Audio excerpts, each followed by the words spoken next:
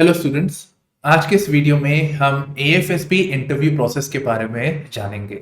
अब एएफएसपी क्या होता है? So AFSP is basically air force selection board. So it is same as SSB, service selection board, जो हम नॉर्मली बोलते हैं, पर ये एयरफोर्स द्वारा कंडक्ट करवाया जाता है, इसीलिए एएफएसपी। और इनके सेंटर्स को हम एएफएसपी कहते हैं। एंड हमारी कंट्री में 5 एएफएसबी सेंटर्स है: देहरादून, मैसूर, गांधीनगर, वाराणसी एंड गुवाहाटी। ठीक है, तो across different parts of the country हमारे ये सेंटर्स है यहाँ पे। अब ये जो आपका एएफएसपी होता है, ये एसएसपी होता है, ये लोग कौन लोग देते हैं? जो लोग क्वालिफाई करते हैं ये इंटरव्यू देने के लिए। तो जैसे कि आप अपना एफकैट की तैयारी कर रहे हैं, तो एफकैट का क्लियर करने पे अगर आप मेरिट में आते हैं, so you will be called, आपको एक लेटर आएगा आपके एड्रेस पे, वो आपको इनवाइट करेंगे for the interview process at the AFSP. और ये एएफएसपी में जाने के लिए जरूरी नहीं है आप एफकैट के थ्रू ही जाइए, आप सीडीएस के थ्रू भी जा सकते हैं, कंबाइंड डिफेंस सर्विस एग्जामिनेशन। आप एनडीए के थ्रू भी जा सकते हैं, 12वीं के बच्चे जो देते हैं, या फिर आप डायरेक्ट एंट्री के थ्रू भी जा सकते हैं। इनफैक्ट मैंने एक बार दिया था, मेरा जो स्क्रीनिंग प्रोसेस हुआ था, जो पहली बार आप एएफएसपी में जाते हो तो पहले दिन आपका स्क्रीनिंग होता है, तो स्क्रीनिंग में पहले ही देके आया था, तो डायरेक्ट एंट्री के थ्रू था और मेरा स्क्रीनिंग टेस्ट पहले ही आउटसाइड ऑफ एएफएसपी हो गया था। गुड़गांव में यूनिवर्सिटी है, आईएमटी यूनिवर्सिटी, वहां पे हुआ था। तो वहां से हम स्क्रीनिंग पहले ही क्वालिफाई करके आए थे। जो अजीब सा लगता है ना, अगर आप स्क्रीनिंग पहले क्वालिफाई ना करो, वहां पे एक दिन में आए और वापस अगले दिन वापस, अच्छा नहीं लगता ये थोड़ा सा, तो मैंने पहले वो किया था। तो ये है आपका एएफएसबी। आप कैसे भी जा सकते हैं, direct entry, AFCAT, CDSE and NDA. और एएफएसबी का जो प्रोसेस होता है या फिर एसएसबी का प्रोसेस होता है, सेम ही है। अ, इस ये अलग होता है as compare to, obviously job selection का एक प्रोसेस है, तो ये अलग होता है as compare to other job interviews. जैसे प्राइवेट में होता है या यूपीएससी में होता है, मतलब जो सिविल सर्विस वाले होते हैं, आपका एक इंटरव्यू होता है और आप, हाँ भाई, सिलेक्ट हो या फेल हो वो डिसाइड कर लेते हैं। हमारे यहाँ पे एसएसबी में थोड़ा अलग क्राइटेरिया रहता है। आपको बुलाया जाता है और 5 दिन के लिए आपको जज किया जाता है कि are you fit for the services और not, are you fit to become a commissioned officer in the services or not। तो ये बहुत, मतलब अच्छा है एक तरह से। अलग अलग क्राइटेरियाज के बेसिस पे आपको जज किया जाता है कि आपके अंदर वो क्वालिटीज है या नहीं है। कौन सी क्वालिटीज आपने शायद सुना भी होगा, ऑफिसर लाइक क्वालिटीज। तो अलग अलग पर्सपेक्टिव से ये लोग जज करते हैं 5 दिन के अंदर आपको। जैसे यहाँ पे लिखा हुआ है मानसा, सो एक साइकोलॉजिस्ट आपके माइंडसेट को देखता है, आपके थॉट प्रोसेस को देखता है। तो साइकोलॉजिकल टेस्ट होते हैं यहाँ पे। वचा, which means speech. Personal interview होता है, which is normally taken by the board president. AFSB board जो होते हैं उनके सीनियर मोस्ट ऑफिसर, सो बोर्ड प्रेसिडेंट या फिर डेप्टी बोर्ड प्रेसिडेंट, मतलब आप बोर्ड प्रेसिडेंट के रैंक के होंगे, नॉर्मली ग्रुप कैप्टन, और उनसे जो junior wing commander rank officer. वचा एंड कर्म, विच मीन्स डीड्स और एक्शन। मतलब आप ऑफिसर बन के आप अपने ग्रुप को लीड करेंगे, या आप में लीडरशिप क्वालिटी है, या आप में टीम लाइक क्वालिटीज है, तो वो यहाँ पे आपको ग्रुप के अंदर फिट करते हैं और आपको जज करते हैं आप कैसा परफॉर्म कर रहे हैं। तो इसके लिए ग्रुप टेस्टिंग होती है। ठीक है, तो group testing is done which includes GD हो सकते हैं, आपके ऑब्स्टिकल रेस हो सकती है, इंडिविजुअल ऑब्स्टिकल्स होते हैं, या फिर प्रोग्रेसिव ग्रुप टास्क होते हैं। तो वो यहाँ पे जज होता है। तो एक्शंस के फॉर्म में इंटरव्यू से, मतलब इंटरव्यू के प्रोसेस से, as well as mindset. जहां आपने कुछ नहीं बोला पर आपसे कुछ सिचुएशंस में आपको बोला, आप कैसे रिएक्ट करते हैं। तो इस बेसिस पे आपका प्रोसेस जज होता है, और ये काफी यूनिक है। एक डिफिकल्ट भी कर देता है बिकॉज बाकी इंटरव्यूज में एक दिन की परफॉर्मेंस है, पर यहाँ पे 5 दिन का परफॉर्मेंस है, और 5 दिन में सच निकल ही आता है। ठीक है, किसी दिन अच्छा परफॉर्म करोगे पर किसी दिन खराब भी तो करोगे, अगर आप कुछ गलत बन रहे हो तो वो दिखाएगा वहां पे। चलिए, अब आ जाते हैं एसएसबी इंटरव्यू प्रोसेस के ऊपर। तो ऑब्वियसली एसएसबी का मतलब एएफएसबी भी हो गया यहाँ पे। सो ये 5 दिन का प्रोसेस है, स्टार्टिंग विद स्क्रीनिंग। जब आप सेंटर पे पहुंचते हैं आपका स्क्रीनिंग लिया जाता है, एंड टिपिकली 10% लोग ही एक्चुअली एसएसबी का प्रोसेस देते हैं, वो वहां पे रुकते हैं। इंटरव्यू देने के लिए।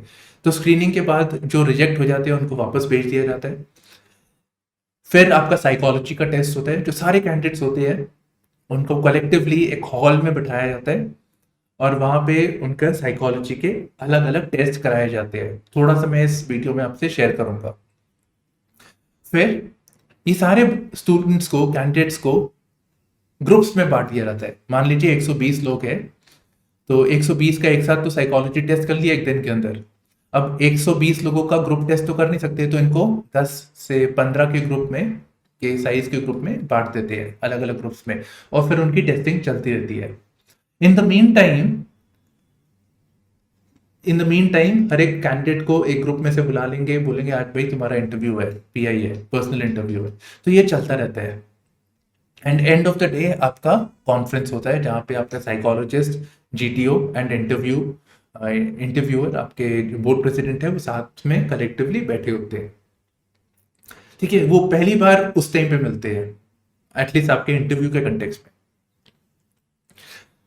अच्छा, मैं एक चीज और ऐड करना चाहूंगा। जब एयरफोर्स का सर्विस सिलेक्शन बोर्ड होता है, it does not start with screening.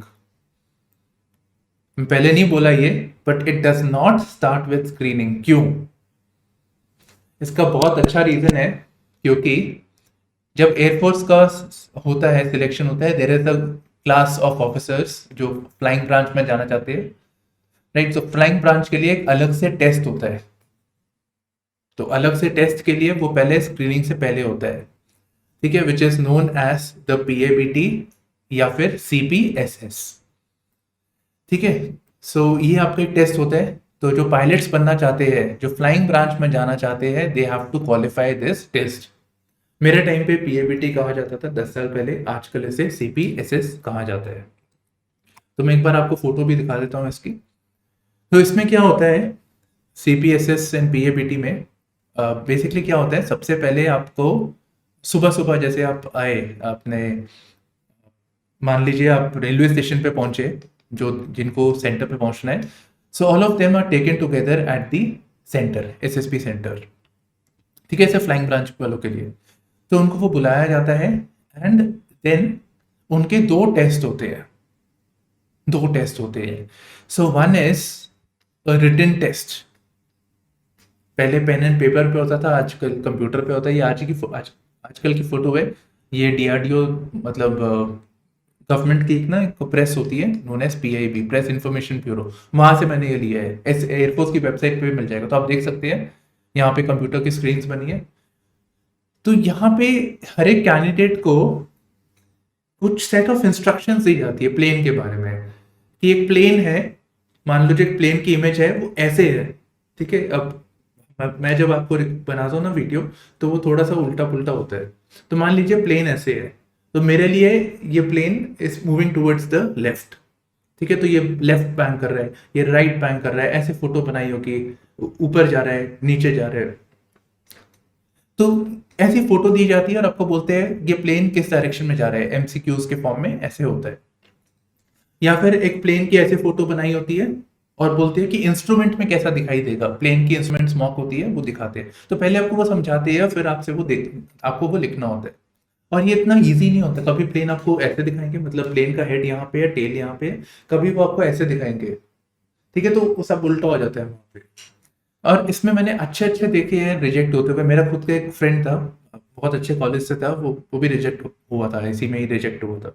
तो एक बार आप ये टेस्ट देते हैं यहाँ पे, एंड ये आप एक ही बार दे सकते हैं अपनी लाइफ में।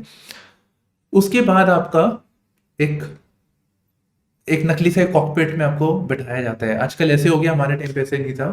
तो एक जॉयस्टिक होती है, जैसे वो आपका प्लेन में नहीं होता, वो पिक्चरों में देखा होगा अपने, प्लेन में एक बटन लगा होता है, कान में आपको ये लगाना होता है, आपको आवाज आती है, टू पी आवाज आती है, आपको बटन दबाना होता है, यहाँ पे एक बटन होता है।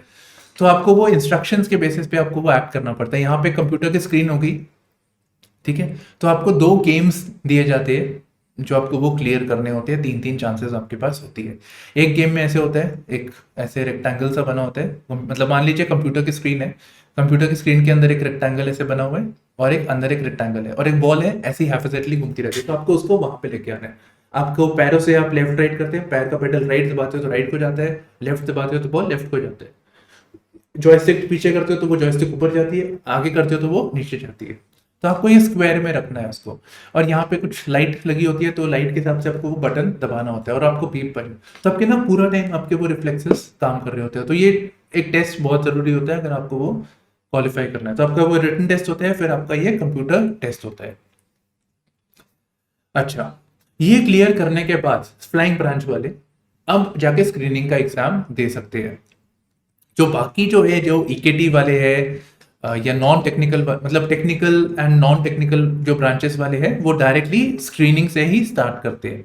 ये वाला जो प्रोसेस है ये सिर्फ फ्लाइंग ब्रांच वालों के लिए होता है। हम अलग से इस पे वीडियोस बनाएंगे, that will help you. Okay, so आ जाते हैं स्क्रीनिंग में क्या होता है। तो स्क्रीनिंग में आपका सबसे पहले एक ऑफिसर इंटेलिजेंस रेटिंग टेस्ट होता है। जितने भी लोग आए थे वहां पे उनका एक OIR टेस्ट होता है, which is basically having verbal and non verbal test. I think आपने शायद पढ़ी भी होगी RS अग्रवाल की बुक, है ना, उसमें क्वेश्चंस होते हैं इस तरह के। तो आपको एक शीट दी जाती है, एक्चुअली शीट पे ना टैल्क सी लगी होती है। मतलब मैं आपको थोड़ा बियॉन्ड बता रहा हूँ, हमारे टाइम पे 40 क्वेश्चन नहीं आते, पर अब 40 आते हैं। तो एक टैल्क सी लगी होती है और उसपे ना ऑलरेडी ऐसे क्वेश्चन बने होते हैं, आपको वो फिर वो अपने आंसर शीट में इसको मार्क करना होता है। अच्छा, एक चीज आप ध्यान रखिएगा, वो पहले से उसमें जो बने होते हैं ना उसके बेसिस पे मत जाना, वो फेल होने का अच्छा तरीका है। ठीक है, वो ऑलरेडी क्योंकि लोगों को मार्क कर देते हैं उसके ऊपर, वो काम मत करना, आप अपने हिसाब से दिमाग लगा के वहां पे जाना। ओके, तो ये OIR जो टेस्ट होता है ये बहुत इंपॉर्टेंट होता है, बिकॉज ये वाला अगर आपने मिस कर दिया ना, यू विल नॉट क्वालिफाई, चाहे आप जितना मर्जी अच्छा बाकी टेस्ट कर लें। तो ये बहुत इंपॉर्टेंट होते हैं, and I believe I have heard this that ये वाले जो आपके टेस्ट होते हैं इसके marks later in life as officers also वो भी काउंट किए जाते हैं। ठीक है, आपको कोई पोस्टिंग्स के लिए माना जाता है इसको। Okay, then we have the picture perception and description test. तो OIR के बाद में आपका जब OIR हो जाता है, verbal and non verbal test वो आपके हो जाते हैं, तो देन आपको not really in a group, actually OIR के बाद आपको एक हॉल में आप बैठे होते हो और हॉल में प्रोजेक्टर लगा के आपको एक फोटो दिखाई जाती है। ठीक है, उस फोटो के अंदर आप सारे यहाँ बैठे हुए हो, आपको एक हेजी सी गंदी सी फोटो दिखाते हैं। ठीक है, जैसे ये कह लीजिए, तो आपको ऐसी फोटो दिखाते हैं और आपको बताना होता है कि आपकी क्या इंटरप्रिटेशन है, कि क्या हुआ होगा। आपको एक स्टोरी लिखनी पड़ती है जिसमें आप बोलेंगे कि डिपेंडिंग ऑन आप मेल है या वुमेन है, आप वो इंडिकेट करेंगे, जैसे आपका जेंडर है, और आप अपनी स्टोरी वहां पे देते हैं। ठीक है, आपको स्टोरी लिखनी होती है यहाँ पे, जिसमें आप स्टोरी में बताते हैं कि आपको क्या लगता है क्या हुआ होगा यहाँ पे। एक लीड कैरेक्टर लेके, मान लीजिए मेरे को ये लीड कैरेक्टर यहाँ पे लग रही है। अब किसी को ये लगेगा कि ये आर्मी का फंक्शन है, एयरफोर्स का पार्टी वार्टी चल रही है यहाँ पे। किसी को लगेगा कि ये कोई एक ऑफिसर है जो ऑन ग्राउंड इंस्पेक्शन कर रहे हैं। अलग अलग इंटरप्रिटेशन हो सकती है। किसी को लगेगा कि ये कोई एक्सीडेंट हो गया और उसके कोई सैड सी स्टोरी बना देगा कोई, व्हाटएवर। तो आपको ये स्टोरी यहाँ पे लिखनी होती है, एंड ये सारी आपसे फिर सबमिट कर लेते हैं लोग। ठीक है, तो ये आपसे ले ली जाती है, एंड फिर आपको ग्रुप्स में बांटा जाता है, 10 to 15 के ग्रुप्स में आपको बांटा जाता है। और आपको फिर, मतलब मैं यहीं लिख देता हूँ, कहाँ बनाया था मैंने, हाँ, यहाँ पे आपका जब आपका PPDT picture perception and description test होता है, तो अब यहाँ से आपको अलग अलग ग्रुप्स में बना दिया जाता है। ठीक है, बांट दिया जाता है। अब हर एक ग्रुप का इसी स्टोरी के ऊपर there is a group discussion. तो आपको मान लीजिए, अब ये हॉल है आपका, एक क्लासरूम सा इमेजिन कीजिए। यहाँ पे तीन चार ऑफिसर्स बैठे हुए हैं, ये साइकोलॉजिस्ट जो भी है, आपको नहीं पता कौन है, पर बैठे हुए हैं यहाँ पे लोग, और आप ऐसे बैठे हुए हैं। ठीक है, आपको दिख रहा है, आप ऐसे बैठे हुए हैं। इनफैक्ट आपको मैं ऑनेस्टली बताऊं, कभी 3 होते हैं, कभी एक ही ऑफिसर होते हैं यहाँ पे। तो आप यहाँ बैठे हैं, 1 2 3 4 5 6 7 8 9 10 ऐसे बैठे हुए हैं यहाँ पे। तो आप हर एक से एक को पूछा जाता है, आप बताइए आपने क्या स्टोरी बनाई, फिर आप बताएंगे, फिर आप बताएंगे, फिर आप बताएंगे, ऐसे चलता रहता है। फिर बोलते हैं, let's gentleman, let's start with the group. आप इस पे डिस्कस कीजिए, इसी स्टोरी के ऊपर डिस्कस कीजिए, आप ये स्टोरी पे डिस्कस कीजिए, ताकि all of you have same story, और इसको फिर लास्ट में कंक्लूड करना है। तो ये आपका एक टास्क होता है। तो आप इनिशिएट करते हो, आप हर एक बंदा अपनी स्टोरी बताते हैं, सबने सुन भी लिया होता है, then you start with the discussion. Idea है कि पूरा ग्रुप एक साथ एक स्टोरी पे कंक्लूड करते हैं, जो नहीं होता है, हर डिसएग्रीमेंट्स होती है, बहुत कुछ होता है, तो नहीं होता है। तो एनीवेज, सो ये आपकी यहाँ पे आपने स्टोरी यहाँ पे बता दी हर एक कैंडिडेट को, यहाँ मतलब आपने बता दी। उसके बाद डिस्कशन होता है, एंड डिस्कशन के बाद आपका कंक्लूजन होता है। अभी ऐसा भी होता है कि वो बोलते हैं कि भाई हु वांट्स टू कंक्लूड, तो या तो सारे हाथ खड़े करते हैं, या ग्रुप से पूछ लिया जाता है कि आप में से कौन कंक्लूड करेगा। तो जो भी कंक्लूड करता है नेचुरली उसको एक बेनिफिट मिलता है, वो अलग से एक्स्ट्रा बोल रहा है और अच्छे से सम अप कर सके स्टोरी को, तो उसको प्रायोरिटी तो मिलेगी। ठीक है, इनफैक्ट मैंने कंक्लूड किया था हमारे उस टाइम पे। तो आप जब आपको कंक्लूड करते हो स्टोरी को, और यहाँ पे सिर्फ अपनी बात नहीं करनी है, अपने पूरे ग्रुप की बात करनी है, क्योंकि अगर आप अपनी बात करोगे वहां पे आप अपना ही पर्सपेक्टिव दिखा रहे हो, आप दिखा रहे हो कि आप टीम के साथ नहीं हो। ठीक है, so you have to sum up over here. तो ये आपका हो गया ट्रेनिंग का प्रोसेस। फिर आपको सबको एक साथ बुला दिया जाता है अलग से, एंड देन पास फेल तो कौन से क्वालिफाई होते हैं उनको फिर अलग से कर लिया जाता है। मुश्किल से 10% ही क्वालिफाई करते हैं, 10 से 20%। Okay, so we are done with the screening. Now let's come to day 2। तो डे 1 तो आपकी स्क्रीनिंग होगी। इनफैक्ट डे 0 है जब आपका पीएबीटी टेस्ट वगैरह होता है। ठीक है, अब आ गए हम डे 2 के ऊपर। तो डे 2 साइकोलॉजी टेस्ट सबका यही होता है। ठीक है, बार बार थोड़ी वो हर एक ग्रुप को प्रोजेक्टर लगाएंगे और ये करेंगे, तो सबको एक साथ बैठा के वो करते हैं। और जो आर्मी वाले होते हैं उसमें और भी लोग देते हैं, उनकी सीटें ज्यादा होती है तो और भी, तो बड़े बड़े हॉल है वहां पे सारे एक साथ बैठ के टेस्ट देते हैं। तो अगर 1000 लोग हैं तो 1000 के हिसाब से होते हैं। एएफएसपी में इतने नहीं होते कैंडिडेट्स, इतनी सीट नहीं होती, तो 100-150 की कैपेसिटी ही है उनके पास। Okay, let's move to the psychology test. तो इसमें क्या क्या होता है? तो इसके अंदर आपका सबसे पहले थीमेटिक एप्रिसिएशन टेस्ट, टीएटी। जो आपने पिक्चर परसेप्शन डिस्क्रिप्शन टेस्ट देखा था ना, उसमें बहुत ही गंदी फोटो थी, इससे साफ फोटो होती है। ठीक है, तो वही फोटोज के बेसिस में आपको वो स्टोरी यहाँ पे लिखनी होती है। तो थीमेटिक या TAT, so aspirants are shown 12 images, और लास्ट वाली इमेज आपकी ब्लैंक इमेज होती है, and they must write a story in 4 minutes. ठीक है, तो ये आपको ये स्टोरी लिखनी होती है, और 12 स्टोरीज लिखनी है आपको, और 4 मिनट का टाइम है आपके पास। सोचने का ज्यादा टाइम है नहीं यहाँ पे, घर पे लग्जरी होती है, यहाँ पे नहीं होती। ये आइडिया ये है कि आपका एक नेचुरल रिस्पॉन्स यहाँ पे दिख जाए उनको, और ये होता है, बाद में आपके मन की बातें ही निकल आती है। और लास्ट वाली आपकी ब्लैंक शीट होती है। टीएटी के बाद आपका होता है वर्ड एसोसिएशन टेस्ट। ठीक है, तो वर्ड एसोसिएशन टेस्ट हो गया। इसमें क्या होता है, आपको 60 वर्ड्स होते हैं, डिस्प्ले किए जाते हैं, आपको एक एक वर्ड ऐसे डिस्प्ले किया जाता है, और आपको उसके आगे सेंटेंस लिखना होता है। ठीक है, 15 सेकंड मिलते हैं, फिर वो एक क्लिक, एक आवाज आती है, अब फिर नेक्स्ट वर्ड पे जाना होता है। सो ये अगेन जो आपका फर्स्ट थॉट आता है वही आपका आएगा। और अगर आप सोचो कि मैं टाइम लेके कर लूंगा, आपने 30 वर्ड ही लिखे, तो साइकोलॉजिस्ट को भी समझ आ जाती है कि आप सोच सोच के लिख रहे हो, तो आपका नेचुरल रिस्पॉन्स वहां पे नहीं आया है। इनफैक्ट अगर आपकी स्पीड भी कम है, आपने जेन्युइनली आपने उसी टाइम पे सोच के, मतलब आप बिल्कुल जो नेचुरल रिस्पॉन्स आया आपने वो लिखा, पर आपकी स्पीड कम है, तब भी साइकोलॉजिस्ट यही सोचेगा कि आप सोच के लिख रहे थे। तो ये हमें काफी राइटिंग स्पीड इंप्रूव करने की यहाँ पे जरूरत है, बिसाइड्स ऑब्वियसली गाइडेंस की क्या स्टोरी सही रहेगी। देन सिचुएशन रिएक्शन टेस्ट, यहाँ पे आपको स्टोरी दी जाती, मतलब एक छोटा सा सेंटेंस होता है कि एक प्रॉब्लम है, अब आप उसमें क्या करेंगे, तो आपको एक सेंटेंस फॉर्म में होता है। तो 60 रियल लाइफ सिचुएशंस, आपको सेंटेंस ही कंप्लीट करने होते हैं, एक सिचुएशन आपको सेंटेंस में दी जाती है। So total duration of this exam is 30 minutes. Then there is self description test, जिसमें आपको अपने बारे में बताना होता है, और आपको 15 मिनट का समय दिया जाता है। ठीक है, तो ये सारा आपसे ले लिया जाता है, and it goes to the psychologist, तो वो इसको असेस करते हैं यहाँ पे। So again you know, time is of essence, practice चाहिए, और जैसे जैसे आपका टाइम निकलता है ना, आपका फैटीग भी बढ़ता रहता है, आप थकते रहते हो, और अगर आप वो नहीं हो, आप गलत चीजें वहां पे लिख, at least from the exam point of view, आप गलत चीजें यहाँ पे लिख के आएंगे, and chances of rejection are much more. तो बहुत प्रैक्टिस करके यहाँ पे जाना है। Next after day 2 comes group testing. ठीक है, तो ग्रुप टेस्टिंग पे हम आते हैं, which is day 3, day 4। Okay, so it involves group testing. और इसमें क्या क्या होता है, सबसे पहला आपको ना अर्ली मॉर्निंग, हाँ भाई यहाँ लेट नहीं होना, अपने ब्रेकफास्ट करते ही जो आपका टाइम है वहां पे आपको उस हिसाब से तैयार होना है। तो आपका ग्रुप डिस्कशन होता है।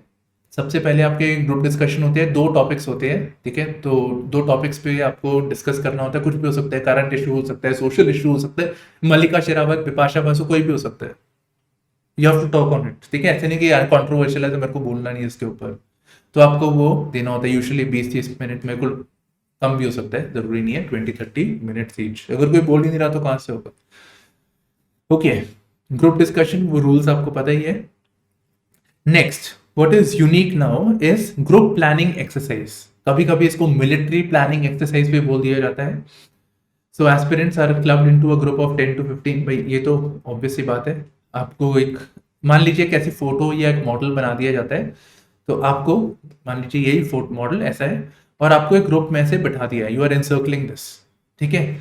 और आपको एक सिचुएशन दे दी है कि ये है, यहाँ आप हो, आप ग्रुप के साथ जा रहे हो, डाकू ने वहां पे अटैक कर दिया या आपने कोई एक्सीडेंट देख लिया, और इतने टाइम में अगर आपने एक्शन नहीं लिया तो कोई डिजास्टर हो सकता है। So you given some hypothetical situations, और उसमें आपको बताना है एक क्राइसिस का सिचुएशन है, और उसमें आपको एक साथ एक ग्रुप में आपको एक कंसेंसस पे आना है कि क्या कोर्स ऑफ एक्शन होगा, एक प्रैक्टिकल सोल्यूशन आपने वहां पे देनी है। जो जीटीओ होते हैं वो चुपचाप से अलग से बैठे होते हैं, वो आपको देख रहे होते हैं आप क्या एक्चुअल में दूसरे की बात सुन रहे हैं, आप क्या पॉजिटिव या प्रैक्टिकल सोल्यूशन दे रहे हैं, वो सब वहां पे आपको देख रहे होते हैं, ठीक है। ऐसे मत सोचिएगा कि आप नोटिस नहीं हो रहे हो या सिर्फ आप अपने पॉइंट के बारे में सोच रहे हो, आप दूसरे की सोच रहे हो और क्या उसके फीडबैक पे क्या काम कर रहे हो, वो सब इंपॉर्टेंट होता है। तो वहीं आपकी दिख जाती है लीडरशिप क्वालिटीज एंड टीम में काम करने की क्षमता।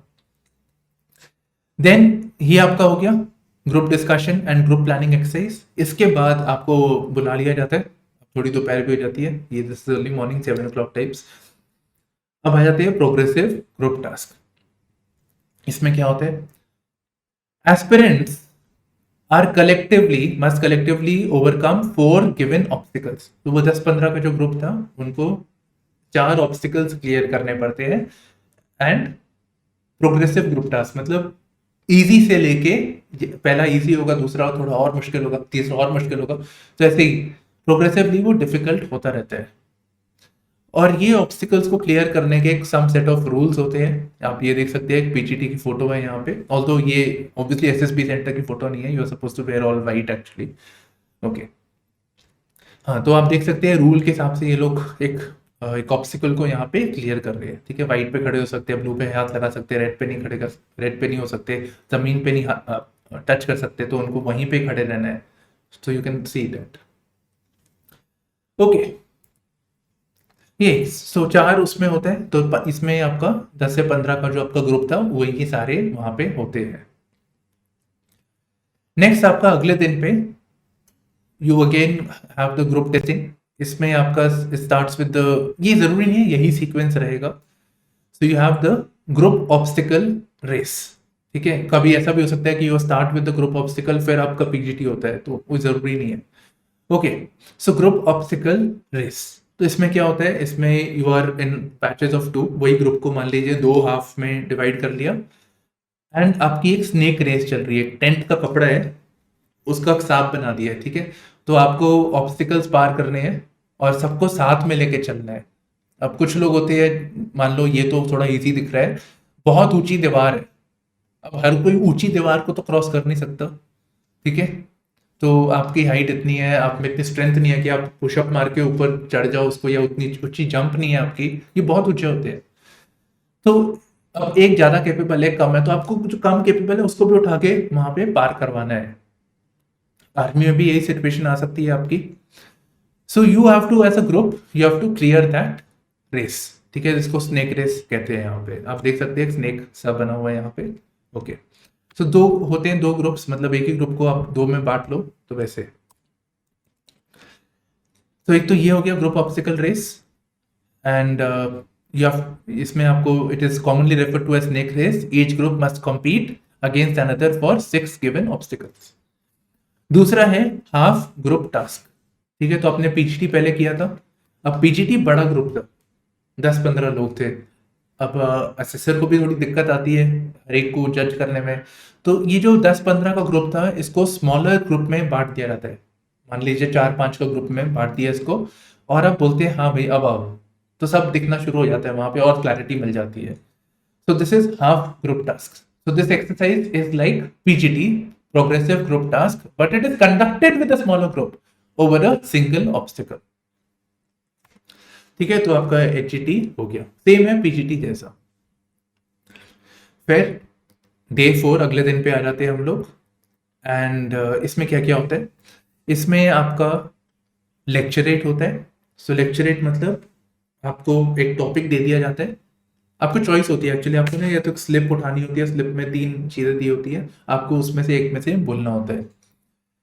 सो सारा ग्रुप आपका बैठा होता है यहाँ पे, and you have to address them. GTO आपको देख रहे हैं तो आपको वो एड्रेस करना है। You have to speak for 3 minutes. जरूरी है ये भी चीज, पब्लिक स्पीकिंग, ठीक है। इतना कोई बहुत एडवांस नॉलेज नहीं चाहिए, इजी टॉपिक्स होते हैं उन पे आपको बोलना होता है।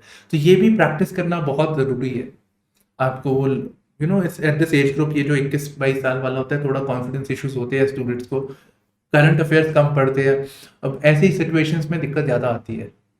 सो एनीवेज आपका लेक्चरेट होता है।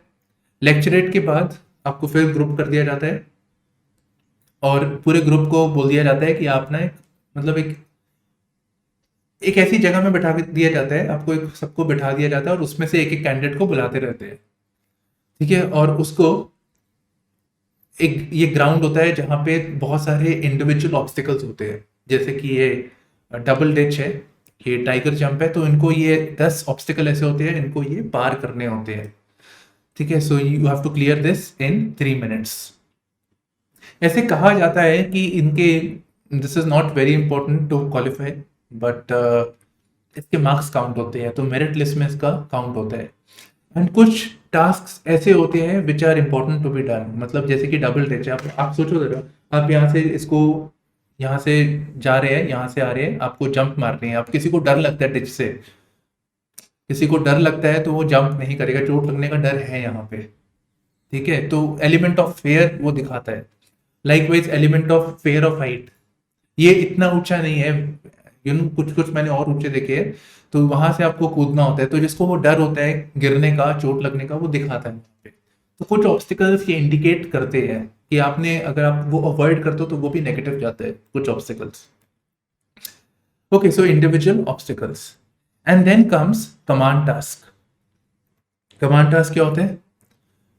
कमांड टास्क में अगेन आप अपने वही रूम के अंदर बैठे होते हैं, जहाँ पे मान लीजिए जहाँ पे आपने जीडी को वगैरह दिया था, तो वहाँ पे आप ग्रुप में बैठे होते हो, और एक कैंडिडेट को बुला लिया जाता है, ठीक है। तो एक कैंडिडेट को बुला लिया, और जीटीओ पर्सनली बुलाते हैं उनको, और फिर वो थोड़ा इंटरव्यू, बात करते हैं, कैजुअल इंटरेक्शंस। हाँ जी, आप क्या करते हो, कहाँ से, अरे मैं भी वहाँ से था, ऐसी कैजुअल डिस्कशन वहाँ पे होती है इंटरव्यू से। सो जीटीओ के साथ आपकी 1-to-1 इंटरेक्शन पहली बार वहाँ पे होती है। अच्छा, वहाँ पे आप गए, अब आपको जहाँ पे आपने वो पीजीटी और हाफ ग्रुप टास्क दिया था, तो वहाँ पे आपको एक टास्क दिया जाता है, and you are the commander, ठीक है। तो आप कमांडर होते हो, और आप 2 लोगों को, 2 हेल्पर्स को आप बुला सकते हो, ठीक है। तो आपको वो टास्क क्लियर करना होता है, और यहाँ पे आपने दूसरे की नहीं सुननी, आपने दूसरे को बोलना है कि भाई तू ये कर, तू वो कर, और आपको वो ऑब्स्टिकल को पार करना है। So that is the command task. So your leadership qualities are being shown. अब इसमें भी कुछ चीजें हैं which needs to be seen. एक तो जो जीटीओ आपको वो टास्क दे रहा है, अब उसको जो लगता है कि वीक कैंडिडेट है, उसको वो इजी टास्क देगा। तो ऐसे खुश नहीं होना कि मैंने आराम से कर दिया, ऐसे भी नहीं है। और कुछ जो उनको लगता है कि अच्छे हैं, जैसे कि उन्होंने देखा कि एचजीटी था या पीजीटी था, इसमें कुछ कैंडिडेट्स बहुत अच्छा परफॉर्म कर रहे थे, तो उनको डिफिकल्ट टास्क देते हैं।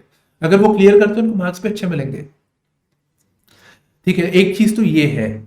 Second thing to note is, आपका जो कमांडर है जिसने 2 लोगों को बुलाना है, अगर एक कैंडिडेट को बार बार बुलाया जा रहा है, बोल रहा है कि मेरे को ये बुलाना है, मेरे को ये बुलाना है, कहीं पे ये भी इंडिकेट करता है कि those people who are called time and again, उनकी यारी दोस्ती है, और उनकी यारी दोस्ती सिर्फ 1-2 के साथ नहीं है, सबके साथ है। समवेयर उनके जो ग्रुप स्किल्स है, पीपल टू पीपल जो कैमराडरी है, वो अच्छी है, तो वो एक पॉजिटिव वहां पे आता है। ऐसा कोई क्राइटेरिया नहीं है, बट ये दिखता है, एक नेचुरल सा साइकोलॉजिकल सी चीज है यहाँ पे। Okay, so we are done with this thing, command task हमने कर लिया।